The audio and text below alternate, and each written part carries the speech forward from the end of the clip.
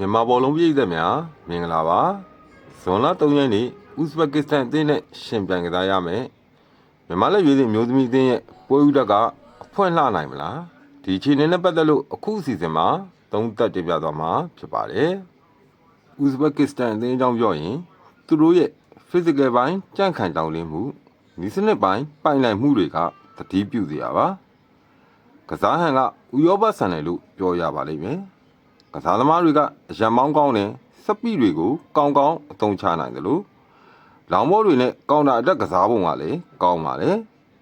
ဥဇဘက်ကစ္စတန်မျိုးသမီးအသင်းဟာဂျပန်တောင်ကိုရီးယားအော်စီမြောက်ကိုရီးယားတို့လိုအာရှထိပ်တန်းအဆင့်မဟုတ်ပေမဲ့လည်းလဲလဲအဆင့်တော့မကပါဘူးသူတို့လက်တလောရှင်ပြိုင်ထားတဲ့ပွဲစဉ်ရလက်တွေခြေစွမ်းတွေကိုကြည့်မယ်ဆိုရင်မြန်မာလက်ရွေးစင်မျိုးသမီးအသင်းအတွက် short တွက်လို့မရတဲ့အနေအထားမှာရှိနေပါတယ်မြန်မာမျိုးသမီးအသင်းကလည်းလက်တလုံးမှာအပြောင်းလဲတချို့ရှိနေတာကြောင့်စိတ်ဝင်စားစရာဖြစ်နေပါတယ်ဂျပန်လူမျိုးလီပြတစ်ကိုခေါ်ယူထားတယ်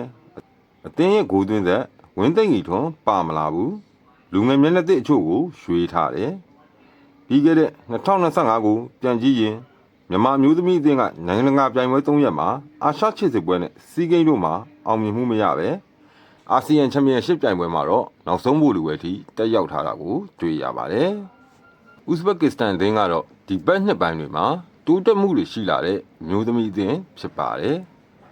ပြီးခဲ့တဲ့2025အာရှမျိုးသမီးပြိုင်ပွဲမှာလည်း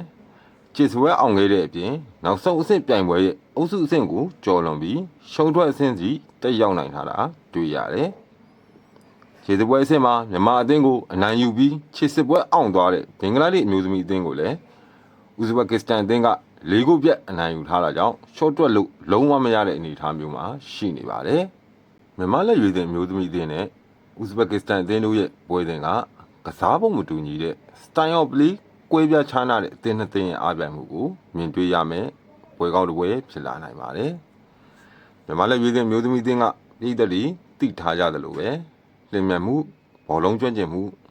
စတာတွေကိုဦးစားပြီးကစားလေးရှိတယ်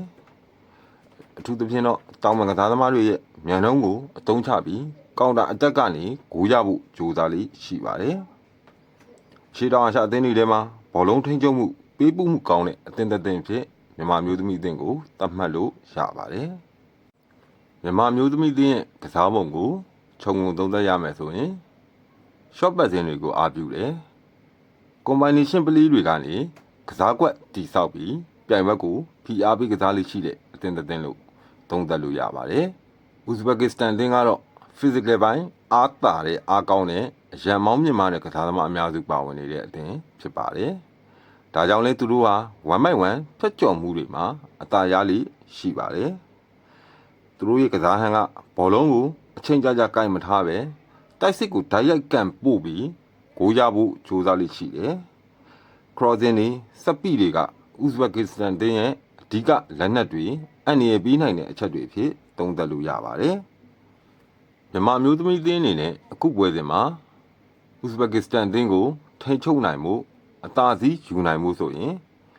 ဘောလုံးပတ်ဆိုင်မှုကိုထိန်းထားရပါမယ်။ဥဇဘက်ကစ္စတန်တင်းအားကောင်းတဲ့စပီတွေကိုအထူးသတိထားဖို့လိုပါတယ်။တောင်ပံကလည်းအမြန်ကောင်တာအတက်တွေထွက်နိုင်ရပါမယ်ဒီချက်တွေကိုတိတိကျကျအသုံးပြုနိုင်မှုလိုအပ်တယ်လို့ကိုယ့်ဘက်ကလည်းအမှားအယွင်းတတ်နိုင်သမျှနေအောင်ကစားနိုင်မှုလိုအပ်တယ်လို့ထင်ပါတယ်မြန်မာလက်ရွေးစင်အမျိုးသမီးအသင်းအတွက်တော့ဥဇဘက်ကစ္စတန်အသင်းနဲ့ရှင်ပြိုင်ရင်ဆိုင်ရမယ့်ပွဲစဉ်ဟာလက်ရှိမြန်မာမျိုးသမီးအသင်းရဲ့အခြေအနေအထားတွေကိုစမ်းသပ်စစ်ဆေးခံရမယ့်ပွဲစဉ်ဖြစ်လာပါလိမ့်မယ်လက်ရှိမြန်မာအသင်းရဲ့အနေအထားဘယ်လိုရှိလဲဒီပြတဲ့လက်ထက်မှာမြန်မာမျိုးသမီးအသင်းဘာတွေပြောင်းလဲလာလဲဘယ်လောက်ထိတိုးတက်သွားသလဲဆိုတာကိုဥဇဘက်ကစ္စတန်အသင်းနဲ့ရှင်ပြိုင်ကစားရမယ့်အဖွင့်ပွဲတွေမှာမျက်ဝါးထင်တွင်မြင်တွေ့ကြဲခတ်ခွင့်ရရှိမှာဖြစ်ပါတယ်ဇွန်လ3ရက်နေ့ညနေပိုင်းမှာရန်ကုန်မြို့ကသူ့အနာကွင်းထဲမှာဥဇဘက်ကစ္စတန်အသင်းနဲ့ရှင်ပြိုင်ကစားရမယ့်မြန်မာလက်ရွေးစင်မျိုးသမီးတွေရဲ့အခြေအနေတွေအလားအလာတွေကိုသုံးသပ်တင်ပြပေးခဲ့တာဖြစ်ပါတယ်။အဆုံးထိကြည့်ရှုပေးခဲ့သူပရိသတ်အားလုံးကိုကျေးဇူးအထူးတင်ရှိပါတယ်။နောက်ထပ်အစီအစဉ်တွေမှာလည်းပြန်လည်ဆုံတွေ့ဖို့မျှော်လင့်ပါတယ်။